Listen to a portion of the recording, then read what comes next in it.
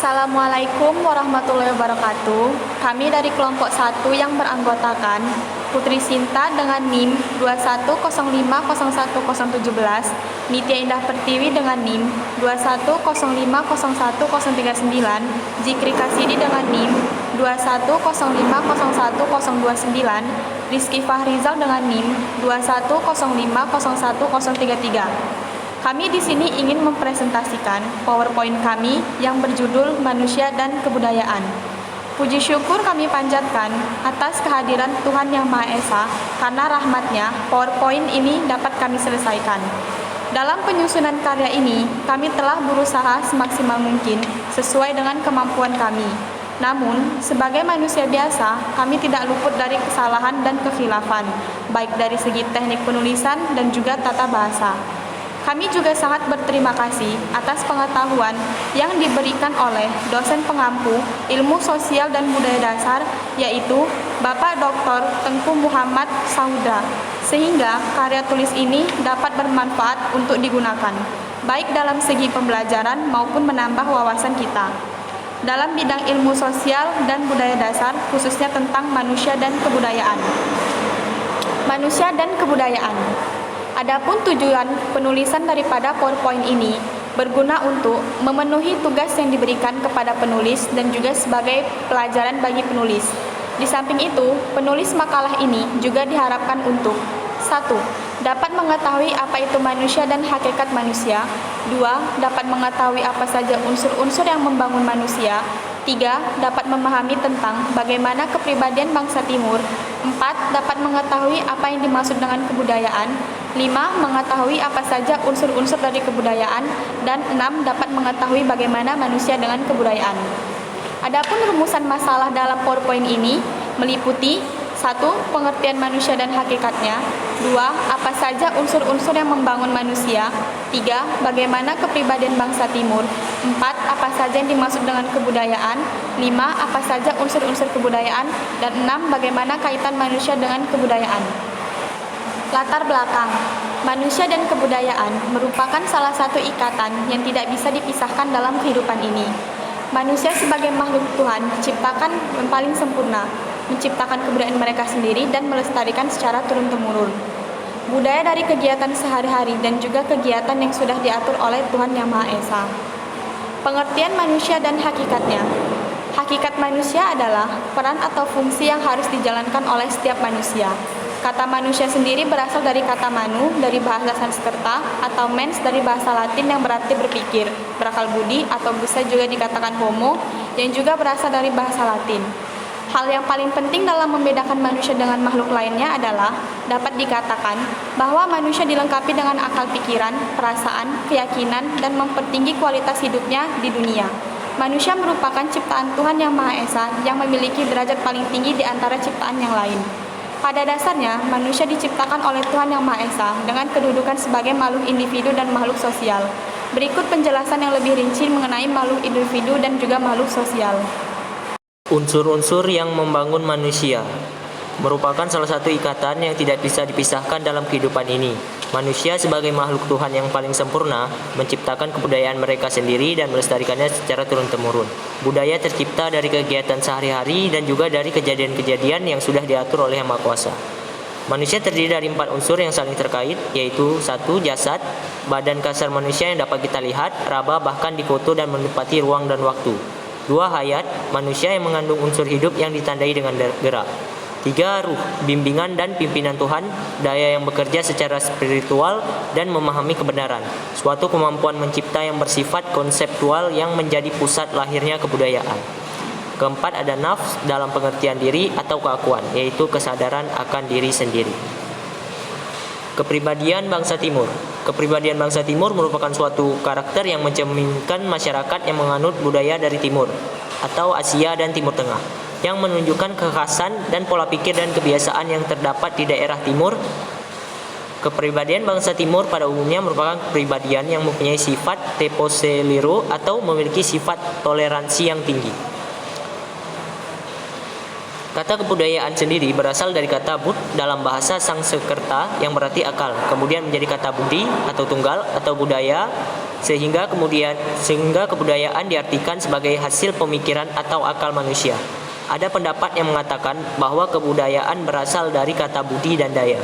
Budi adalah akal yang merupakan unsur rohani dalam kebudayaan, sedangkan daya berarti perbuatan atau ikhtiar sebagai unsur jasmani, sehingga kebudayaan diartikan sebagai hasil dari akar dan ikhtiar manusia. Unsur-unsur kebudayaan. Menurut Klubhorn, ada 7 unsur dalam kebudayaan universal, yaitu sistem religi dan upacara keagamaan, sistem organisasi kemasyarakatan, sistem pengetahuan, sistem mata pencaharian hidup, sistem teknologi dan peralatan, bahasa, serta kesenian. Untuk lebih jelas, masing-masing diberi uraian sebagai berikut. Yang pertama, sistem religi dan upacara keagamaan merupakan produk manusia sebagai homo religius. Manusia memiliki kecerdasan pikiran dan perasaan luhur, tanggap bahwa di atas kekuatan dirinya terdapat kekuatan lain yang maha besar yang dapat menghitam putihkan kehidupannya. Oleh karena itu, manusia takut sehingga menyembahnya dan lahirlah kepercayaan yang sekarang menjadi agama. Untuk membujuk kekuatan besar tersebut agar mau menuruti kemauan manusia, dilakukan usaha yang diwujudkan dalam sistem religi dan upacara keagamaan. Sistem organisasi kemasyarakatan merupakan produk dari manusia sebagai homo socius. Manusia sadar bahwa tubuhnya lemah. Namun dengan akalnya manusia membentuk kekuatan dengan cara menyusun organisasi kemasyarakatan yang merupakan tempat bekerja sama untuk mencapai tujuan bersama, yaitu meningkatkan kesejahteraan hidupnya. Adapun sistem pengetahuan manusia merupakan produk dari manusia sebagai Homo sapiens. Pengetahuan dapat diperoleh dari demikian sendiri. Di samping itu dapat juga dari pemikiran orang lain. Kemampuan manusia untuk mengingat apa yang telah diketahui, kemudian menyampaikan kepada orang lain melalui bahasa menyebabkan pengetahuan ini menyebar luas. Sistem mata pencaharian hidup yang merupakan produk dari manusia sebagai Homo economicus menjadi tingkat kehidupan manusia secara umum terus meningkat. Sistem teknologi dan peralatan merupakan produksi dari manusia sebagai Homo faber, bersumber dari pemikirannya yang cerdas serta dibantu dengan tangannya yang dapat memegang suatu dengan erat. Manusia dapat menciptakan sekaligus mempergunakan suatu alat. Dengan alat-alat ciptaannya itu, manusia dapat mampu mencukupi kebutuhannya daripada binatang. Adapun bahasa merupakan produk dari manusia sebagai Homo longuens. Bahasa manusia pada mulanya diwujudkan dalam bentuk tanda atau kode, yang kemudian disempurnakan dalam bentuk bahasa lisan dan akhirnya menjadi bahasa tulisan. Adapun kesenian merupakan hasil dari manusia sebagai Homo aestheticus. Setelah manusia dapat mencukupi kebutuhan fisiknya, maka manusia perlu dan selalu mencari pemuas untuk memenuhi kebutuhan fisiknya. Selanjutnya, kaitan manusia dan kebudayaan. Manusia dan kebudayaan merupakan dua hal yang sangat erat berkaitan satu sama lain. Manusia di alam dunia ini memegang peranan yang unik dan dapat dipandang dari berbagai segi. Dalam ilmu sosial, manusia merupakan makhluk yang ingin memperoleh keuntungan atau selalu memperhitungkan setiap kegiatan, sering disebut Homo economicus atau ilmu ekonomi. Adapun selanjutnya, dialektis. Dialektis di sini berasal dari dialog komunikasi sehari-hari. Ada pendapat dilontarkan ke hadapan publik, kemudian muncul tentangan terhadap pendapat tersebut. Kedua posisi yang saling bertentangan ini didamaikan dengan sebuah pendapat yang lebih lengkap. Dari fenomen dialog ini dapat dilihat 3 tahap, yakni tesis, antitesis, dan sintesis. Tesis di sini dimaksud sebagai pendapat awal tersebut. Antitesis yakni lawan atau oposisinya, sedangkan sintesis merupakan perdamaian dari keduanya. Baik tesis dan antitesis, dalam sintesis ini terjadi peniadaan dan pembatalan baik itu tesis dan antitesis. Adapun selanjutnya, tahap proses dialektis. Proses dialektis ini dicipta melalui 3 tahap, yaitu 1. eksternalisasi, yaitu proses di mana manusia mengekspresikan dirinya dengan membangun dunianya. Melalui eksternalisasi ini masyarakat menjadi kenyataan buatan manusia. 2. Objektivasi, yaitu proses di mana masyarakat menjadi realitas objektif, yaitu suatu kenyataan yang terpisah dari manusia dan berhadapan dengan manusia.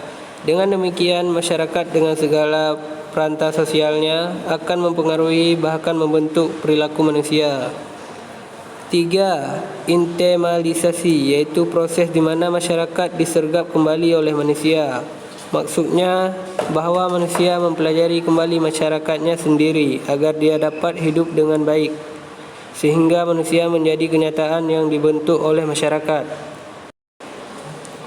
Selanjutnya, manusia terdiri dari 4 unsur yang saling terkait, yaitu jasad, badan, kasar manusia yang dapat kita lihat, raba bahkan difoto dan menempati ruang dan waktu.